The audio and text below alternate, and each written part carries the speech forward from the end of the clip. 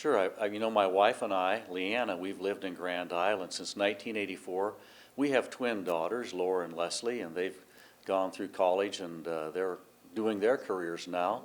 And I've been involved in the city council, and I've served as mayor for almost 4 years.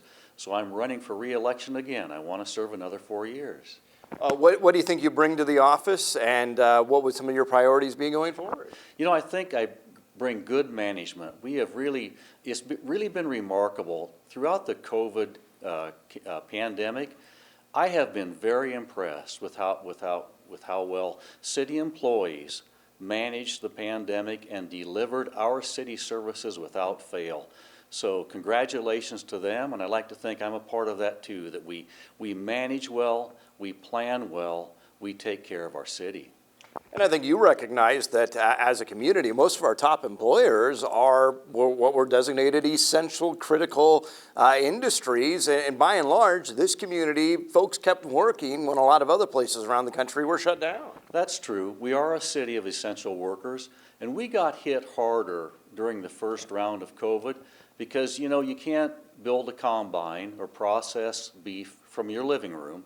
You have to show up to work. So, but to our credit, we are a city that works, and I think we made the case. Grand Island is an important and essential city because we do a lot of food production here in our city.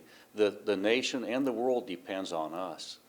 Which in some respects, that means this is a community where people will always have jobs. We've got that foundation, but yet do you see opportunities to grow this community? We have an abundance of jobs. I do see opportunities to grow that into even more jobs. Just look, recently we sold almost 13 acres of land to CHI St. Francis for the building of a $15 million clinic up by the Veterans Home.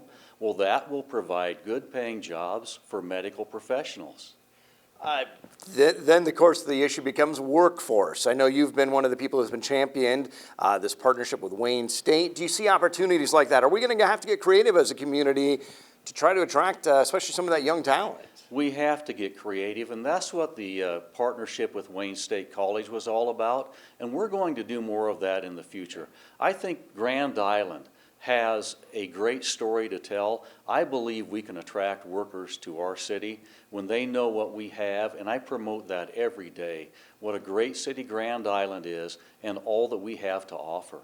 When I look at what this community offers young professionals, I look at some of the entertainment and the dining options and a lot of those quality of life things, especially downtown. That is I think we've seen a significant revitalization. I look at where that was. My office was downtown for a number of years and where it was then as opposed to where it is now. Do you see those as being some things we can build on? You bet. Downtown, now called Railside, has become a hub of activity. And it's also starting to happen on 4th Street. For instance, on June 4 and 5, there's going to be a big celebration on 4th Street, and the Mexico consulate, Maria Salazar, will attend that celebration. So I'm looking forward to speaking and also meeting Maria Salazar.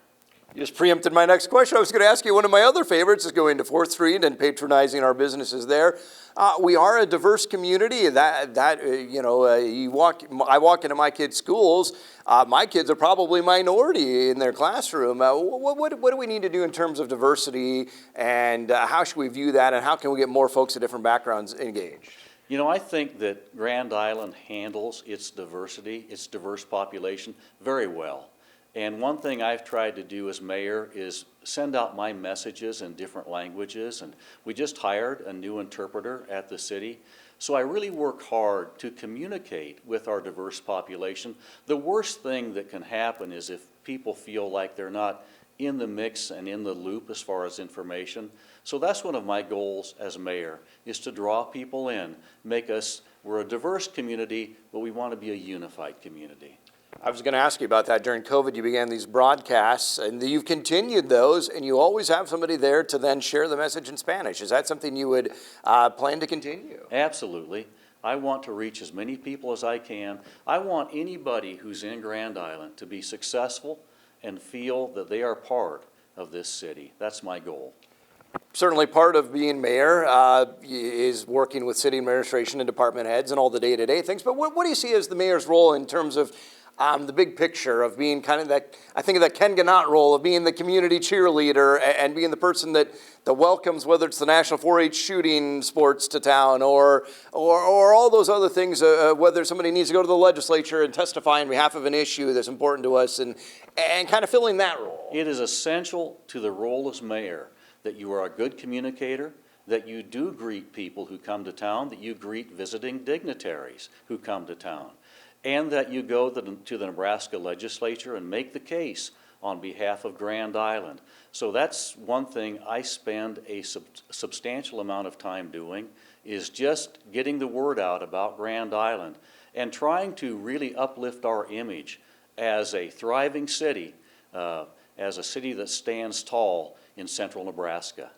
You know, we are a unique city in some respects that you can look at us maybe as the biggest of the smaller cities or the smallest of the big ones. I don't know how you see it, but you know, we are a metropolitan community now and have been, I guess, for 10 years now. I can't believe that. Do we have to think differently in terms of how we position ourselves? And I look at things like the livestock complex at Fauner Park, which sometimes I don't know that people in our own community realize that we're kind of a big league player in that respect, that we're up there with communities like Louisville or Tulsa. And do we need to kind of cast a wider vision sometimes of realizing that we've got some stuff here that we can compete maybe on a bigger scale than sometimes maybe we recognize? One of my goals as mayor has been to promote the fact we are a large city. We are a substantial force in Nebraska. And you know, you talk about the livestock facilities we have. Those are talked about around the nation. I mean, they are famous for being some of the best in the nation. So we have so much to offer, and my goal is to promote Grand Island as what it is, a large and substantial city, a force to be reckoned with as far as I'm concerned. You mentioned it earlier, but we build a tremendous number of combines that help harvest crops all over the world. We also produce a lot of beef that's enjoyed not only around this neck of the woods, but also, again, all over the world. I mean, we really are an agricultural community at heart, but I think we play an important role even globally in terms of what we mean to putting food on people's dinner tables. Yes. Our ag-related businesses, again, are essential to the nation, to the world. So Grand Island is a city that offers a lot to people everywhere. Yeah. And we promote that because it's important for people to know that we do put food on people's tables, and that's very important. Talk to me just in terms of your management style, and you know, there's day-to-day things. A lot of them are not necessarily glamorous. It's reviewing ordinances and updating law and maybe union negotiations or policies within different departments. And it's a lot of things that are not exciting or not glamorous. And you know, there's a lot of things that happen on consent agenda that happen at council where there's a discussion that happens behind the scenes and has to get done. But how do you kind of approach a lot of those day-to-day decisions? You know, my management style is this: to really put great people in place that you can rely upon, and I have great people in place. But also I'm responsible for a $260 million budget. So there's a lot of work, a lot of detail work that goes on behind the scenes that people don't see, but it happens, it has to happen. And you know, but really you depend upon great people in great positions doing great work. And we have that at the city.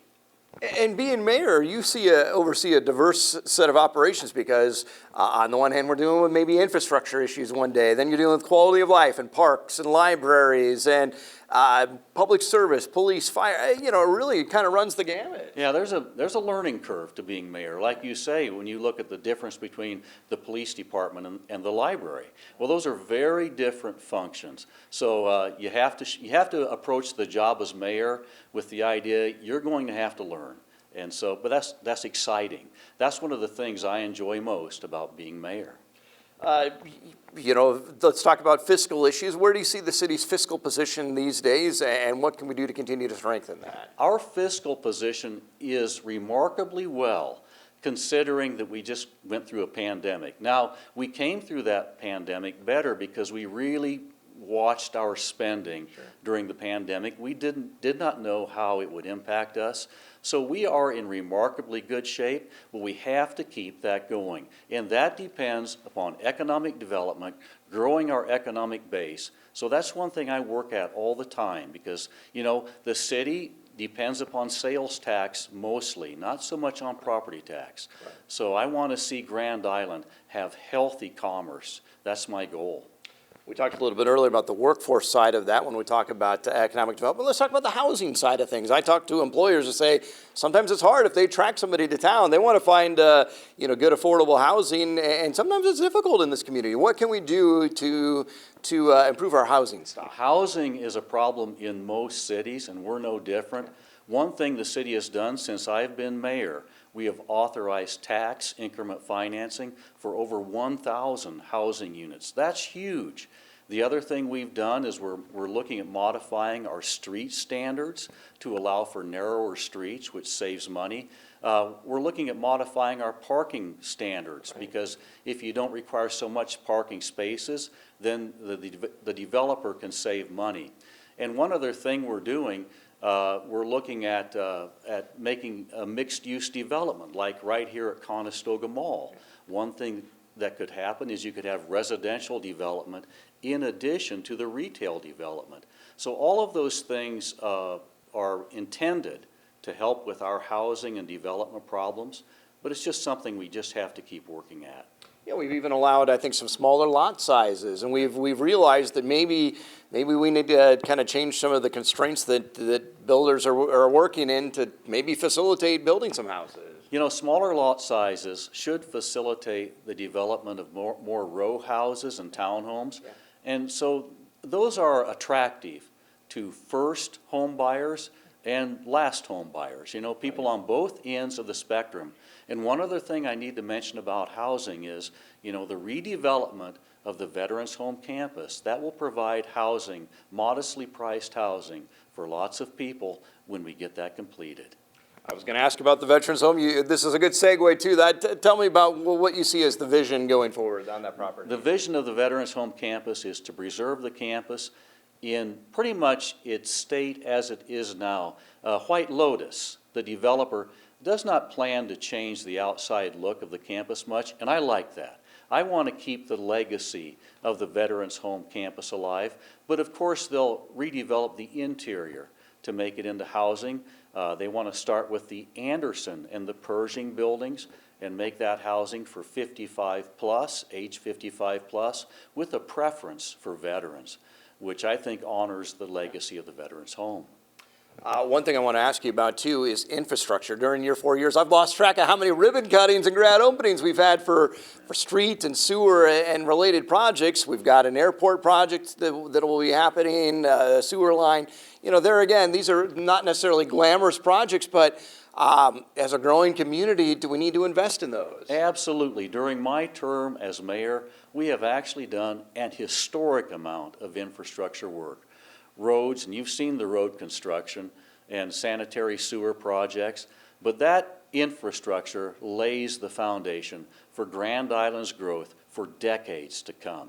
And I know it's bothersome to people when a road gets changed and it's under construction, but we are truly building Grand Island's future when we build out that infrastructure. You look at past investments to the south have now allowed us to build a second hospital. I mean, when you do things and build that infrastructure, it allows a community to grow. Absolutely. You know, you put in the infrastructure, it truly is. You build it and they come and it works. You see it all over working that way. So we're putting in good roads, we're putting in good infrastructure so that people can get where they need to go, and that will attract businesses to come to our community.